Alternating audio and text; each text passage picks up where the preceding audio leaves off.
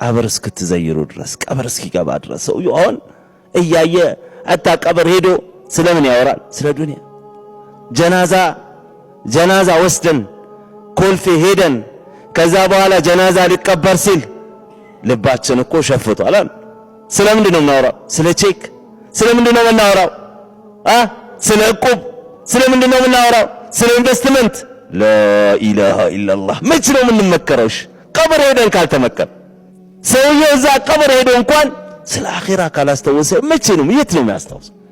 ስለዚህ እቺ ዱንያ ጠፊ ናት። ሰለፎቻችን ውድድራቸው በአኺራ ነበር። ወላሂ በጣም የሚገርም ዱንያን ሐታ ዱንያ የሚሰሩት እንኳን ቢሆን ዱንያቸውን ወደ ምን ምንዛሪ ነው? ወደ ዶላር፣ ወደ ሐሰናት ምንዛሪ። በጣም የሚገርም ነገር ማለት ነው። ወደ ኸይር ስራ ይነዝሩታል። ጠፊ ናታች ዱንያ ሱብሃንአላህ። ስለዚህ እኔስ አንተስ የቱ ጋር ነን ያለነው? እኛማ ያለነው በቃ እንደሚታየው እነሱ ካሰሩን በኋላ ከእንደገና ኸውፍ አላቸው፣ ዱዓ ያረጋሉ። ስንት ወር? 6 ወር።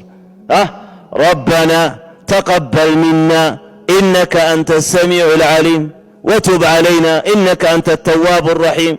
ከኛ መልካም ስራችንን ተቀበለን ነው የሚሉት።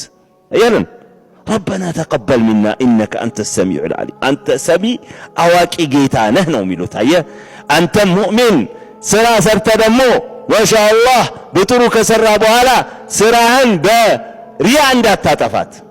በይልኝ እኔ እኮ በጣም ቅያም ቆሜያለሁ በአሁኑ ረመዳንማ በጣም በአግባቡን የሰራሁት እያልክ ማለት ስለዚህ ሰርተህ እንደገና ምን እንዳትቀር ያ ረቢ በል፣ ያ አላህ በል፣ ተቀበለኝ በል፣ ኢኽላሱን ስጠኝ በል። ተግባባን? ነዓም አላህ ሱብሓነሁ ወተዓላ ይለምኑታል። ነቢያችን ሰለላሁ ዐለይሂ ወሰለም እንግዲህ ረመዳን ገብቶ ያልተማረ የሆነ ሰው አላህ ያርቀው ብለዋል ተብሏል በሐዲስ ላይ ማለት ነው። 3 አይነት ሰዎች ተብሎ አንዱ የተጠቀሰው ምንድነው? እሱ ረመዳን ገብቶ ሲያበቃ ረመዳን ያልተማረ የሆነ ሰው አላህ ያርቀው። ሱብሃንአላህ። ከዛሊካ እንደዚሁ ደግሞ ወላጆቹ በህይወት አግኝቶ ሲያበቃ በእነሱ ሰበብ ያልተማረ የሆነ ሰው አላህ ያርቀው። ረመዳን ሸህሩል መግፊራ ነው።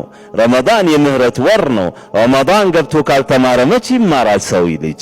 ነቢያችን ሰለላሁ ዐለይሂ ወሰለም ምን ይላሉ? መን ቃመ ረመዳን ኢማናን ወህቲሳባ ጉፊረ ለሁ ማ ተቀደመ ሚን ዘንቢህ።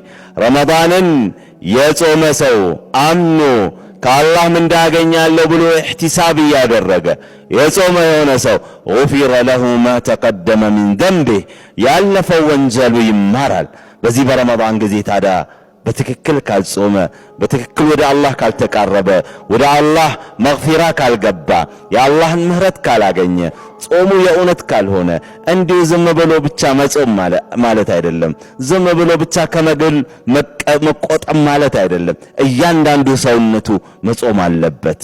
لا تجعل يوم صومك ويوم فطرك سواء እንደተባለው የምጾምበትን ቀንና የምታፈጥርበት ቀን አንድ ሊሆን አይገባውም። حتى ረመዳን ላይ ለየት ያለ መሆን አለበት ማለት ነው። ያረን ሌላ ጊዜ በተወሰነ መልኩ እንኳን መዘናጋት ባተለው ራሱ በጣም የተጠናከረ ኢባዳ ባይሆንም አሁን በረመዳን ኢባዳ ታረጋለህ፣ ከላምህን ትቀንሳለህ፣ እንደዚሁም ደግሞ ቁርአን ታበዛለህ፣ እስትግፋር ታበዛለህ፣ እንደዚሁም ሰደቃ ታበዛለህ፣ እንደዚሁ ዱዓ ታበዛለህ። ብዙ የምታበዛቸው መልካም ስራዎች አሉ ማለት ነው እንጂ ዝም ብለህ ማለት ነው ረመዳን ስንት ሰዓት ሆነ ኧረ እባክህ የዘንድሮ ረመዳን ፀሐዩን አልቻልኩትም፣ ጥማቱን አልቻልኩም፣ ተቃጠልኩላችሁ እኮ ይላል።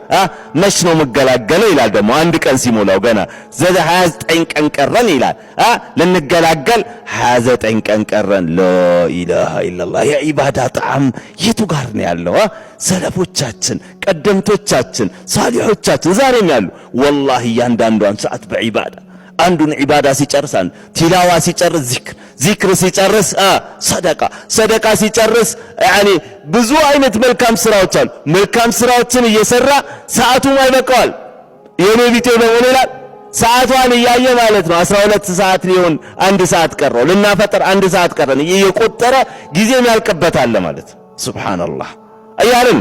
ስለዚህ ምንድነው እያጣጣምክ የኔ ረመዳን ጊዜ ደግሞ እየጓጓ እየሳሳለት እንጂ ልገላገል ትላለህ ምጥ እንደያዛት ሴት ለኢላሃ ኢላላህ ልገላገል ይላል። ምንድነው ምጥ ይዞታል እንደሚገላገለው።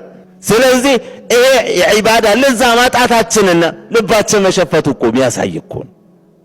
ስለዚህ አላህ ይዘን ይሄ ረመዳን ጊዜ ምንድነው የመግፊራ የእዝነት ወር ነውና በጥሩ እንጠቀምበት ነው።